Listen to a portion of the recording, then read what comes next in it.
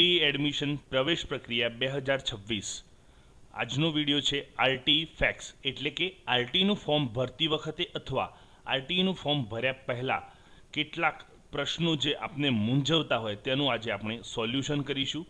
તો આજના વિડીયોમાં આપણે જોઈશું કે આરટી એડમિશન અંગેના સૌથી વધુ મૂંઝવતા પ્રશ્નોનું સચોટ સોલ્યુશન આજના વિડીયોમાં આપણે જોઈશું। આજનો વિડીયો છે ભાગ 1। નેક્સ્ટ ભાગ 2માં પણ કેટલાક પ્રશ્નો છે તેના વિશેનું આપણે નિરાકરણ આપીશું। તો ચાલો અત્યારે જોઈશું ભાગ 1। તેમાં પ્રથમ પ્રશ્ન શું આવી શકે છે કે ઓનલાઈન પ્રવેશ ફાળવ્યા બાદ શું કાર્યવાહી કરવી। હા મિત્રો, ઓનલાઈન પ્રવેશ ફાળવ્યા બાદ આપે જણાવેલ સમય મર્યાદામાં જે તે શાળામાં જરૂરી આધાર પુરાવા સાથે પ્રવેશ મેળવી લેવાનો રહેશે। એટલે કે તમે જ્યારે ફોર્મ ભર્યું હશે ત્યારબાદ તેના પછી જ્યારે પ્રથમ રાઉન્ડ પડશે ત્યારે આપને મેસેજ આવશે અને જે આપની પ્રથમ ક્રમાંકની શાળા હશે ત્યાં સપોઝ આપને એડમિશન મળ્યું હશે તો તમારે જે તે શાળામાં એ જઈ તેમાં માગેલા આધાર પુરાવા ત્યાં રજૂ કરશો એટલે તમને ત્યાં એડમિશન મળી જશે। પરંતુ જો સમય મર્યાદામાં આપ જે તે શાળામાં રૂબરૂ જઈ પ્રવેશ નહીં મેળવો તો જણાવેલ સમય મર્યાદા બાદ પછીના ક્રમના વિદ્યાર્થીને પ્રવેશ ફાળવી દેવામાં આવશે અને આપનો પ્રવેશ આપોઆપ રદ થઈ જશે। હા, તો આપની જે તારીખ સુધીમાં ત્યાં પહોંચવાનું આપને જણાવવામાં આવશે, જો તમે ત્યાં સમયસર નહીં પહોંચો, સમયસર તમે તમારા આધાર પુરાવા સાથે જે તે શાળામાં નહીં જાઓ તો તમારો પ્રવેશ રદ થશે અને તમારા પછીના જે તે વિદ્યાર્થીનો જો ક્રમાંક હશે તો એ વિદ્યાર્થીને તે શાળા ફાળવી દેવામાં આવશે। એક પ્રશ્ન એ પણ થઈ શકે છે કે જો આપને મેસેજ દ્વારા જાણ ન થાય અથવા તો કોઈ સંજોગોને કારણે મેસેજ ન આવે તો આપે તમારા લોગિન અને પાસવર્ડથી તમારે ચેક કરતું રહેવાનું રહેશે કે ભાઈ આપનો નંબર લાગ્યો છે કે નથી લાગ્યો।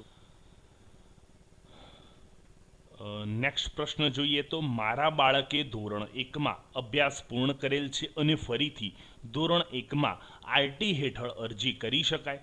તો આ પ્રશ્નનો જવાબ શું હોઈ શકે?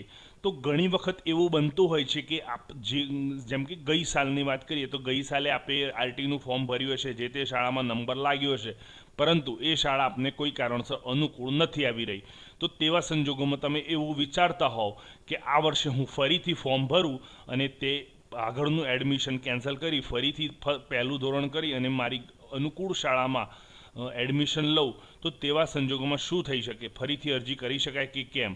તો હા, આપનું બાળક જો ધોરણ 1માં અભ્યાસ પૂર્ણ કરી ચૂકેલ હોય તો આપ અરજી કરી શકશો નહીં, આ સાચી વાત છે। અને જો નિયમ વિરુદ્ધ અરજી કરશો તો પ્રવેશ રદ થશે અને ફોજદારી કાર્યવાહી થશે, એ તો અલગથી। તો આપ તે કોઈ પણ સંજોગોમાં ફોર્મ ભરી શકશો નહીં, કારણ કે એમાં સૂચવ્યા પ્રમાણે ઉંમરમાં પણ વધારો થઈ ચૂક્યો હશે, જેના કારણે તમને ફરીવાર આરટીમાં એડમિશન મળશે નહીં અને ફોર્મ પણ ભરી શકશો નહીં। નેક્સ્ટ ક્વેશ્ચન જોઈએ તો પ્રવેશ મળ્યા બાદ શાળામાં કોઈ ફી ભરવાની છે?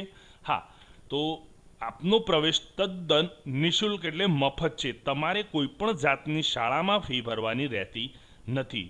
શાળાને નિયમાનુસાર ચૂકવવાપાત્ર રકમ સરકાર દ્વારા શાળાને સીધી બેંક મારફતે ચૂકવી આપવામાં આવતી હોય છે, જેના કારણે તમારે માત્ર પ્રવેશ મેળવવાનો છે ને અભ્યાસ લેવાનો છે, ત્યાં શાળામાં કોઈ ફી ભરવાની થતી નથી। નેક્સ્ટ ક્વેશ્ચન જોઈએ તો શાળાની ફી વાર્ષિક 30,000 રૂપિયા હોય તો? જો શાળાની ફી વાર્ષિક 30,000 રૂપિયા હોય તો શું કરવું? યસ, તો શું કરવું જોઈએ? શાળાની ફી ગમે તેટલી હોય, આપે કોઈ વધારાની ઉપરની ફી ભરવાની થતી નથી। સરકાર આપને 15,000 ડાયરેક્ટ જે તે શાળામાં ભરે છે તો બાકીના 15,000 આપે ભરવાના છે એવું કોઈએ માની લેવું નહીં। શાળાની ફી ગમે તેટલી હોય, 10,000 હોય, 20,000 હોય, 30,000 હોય કે 50,000 હોય, એ સરકારનો મામલો છે। સરકાર અને સીધા શાળા એમને ચૂકવણી કરતા હોય છે। આપને ત્યાં માત્ર અભ્યાસ લેવાનો છે, તમારે વધારાની કોઈ ફી ભરવાની થતી નથી। પરંતુ હા, વધારાની સેવા જેમ કે વાહન વ્યવહારની સુવિધા શાળા આપતી હોય અને તે સુવિધા તમે મેળવવા માગતા હો તો વાહન વ્યવહારની જે ફી આપે ચૂકવવાની થતી હોય એ આપે ચૂકવવાની રહેશે। નેક્સ્ટ ક્વેશ્ચન જોઈએ તો આવકનો દાખલો કયા સમયનો જોઈશે? જોઈએ તો આવકનો દાખલો મામલતદારશ્રી અથવા તાલુકા વિકાસ અધિકારીનું પ્રમાણપત્ર હોય તે માન્ય રહેતું હોય છે આવકના દાખલા માટે. તો ગ્રામ્ય કક્ષાની વાત કરીએ તો ગ્રામ પંચાયતનો તલાટી દ્વારા આપવામાં આવેલ આવકનો દાખલો માન્ય ગણવામાં આવશે અને તે તારીખ 1/4/2023 પછીનો જ માન્ય ગણાશે. મતલબ 23 પહેલાં જો તમે કઢાવ્યો હોય તો તે માન્ય ગણાશે નહીં. નેક્સ્ટ ક્વેશ્ચન જોઈએ તો વિચરતી અને વિમુક્ત જાતિમાં કોનો સમાવેશ થાય છે?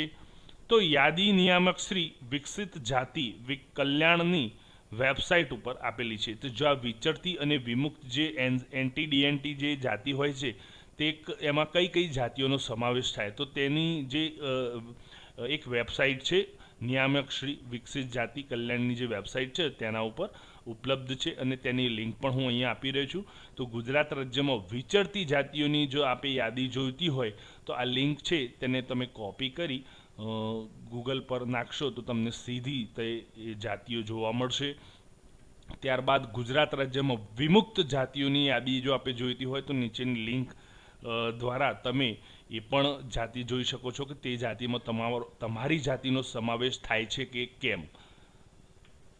નેક્સ્ટ ક્વેશ્ચન જોઈએ તો આરટી હેઠળ પ્રવેશ માટે વય મર્યાદા કેટલી છે? તો ધોરણ 1માં પ્રવેશ માટે વિદ્યાર્થીએ 1 જૂન 2026ના રોજ પ્રવેશ માટે 6 વર્ષ પૂર્ણ કરેલા હોવા જોઈશે.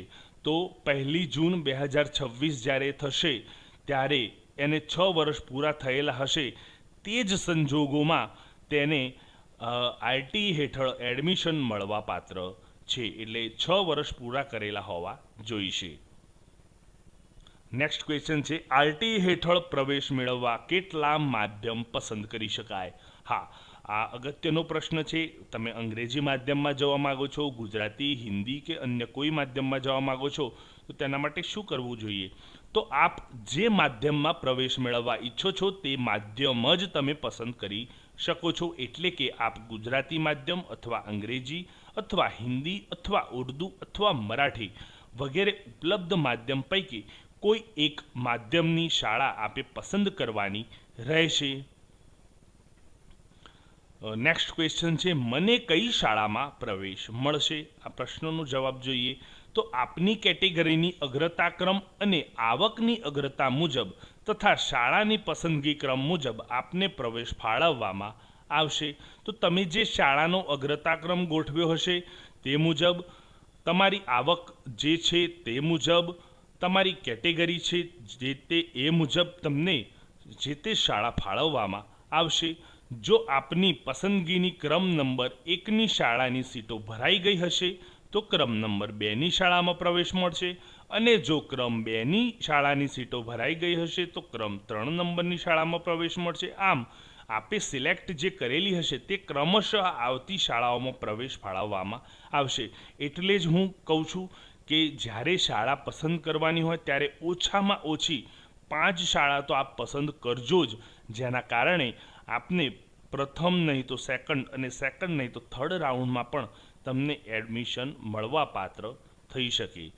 નેક્સ્ટ ક્વેશ્ચન મારે કેટલી શાળાઓ પસંદ કરવી જોઈએ?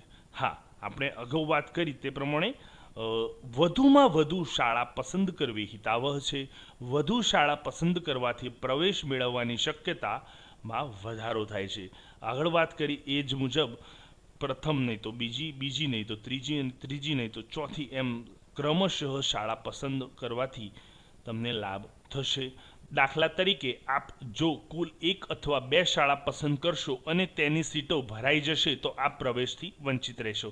આથી નજીકના વિસ્તારની વધુ શાળાઓ પસંદ કરવી તથા શાળાઓની પસંદગીમાં પસંદગી ક્રમ આપની અનુકૂળતા મુજબનો હોય તેનું ધ્યાન રાખવું. કારણ કે મિત્રો એવું પણ ન થાય કે ધારો કે તમે 1 થી 5 શાળાઓ એવી પસંદ કરો કે જેમાં પાછળની 2 શાળાઓ તો એવી હોય કે જે આપના સ્થળેથી, આપના ઘરના રહેઠાણના સ્થળેથી ખૂબ જ દૂરના અંતરે હોય કે જ્યાં તમે બાળકનું અવર જવર જે વાહન વ્યવહાર ન મળી રહે તો તકલીફ ઊભી થાય.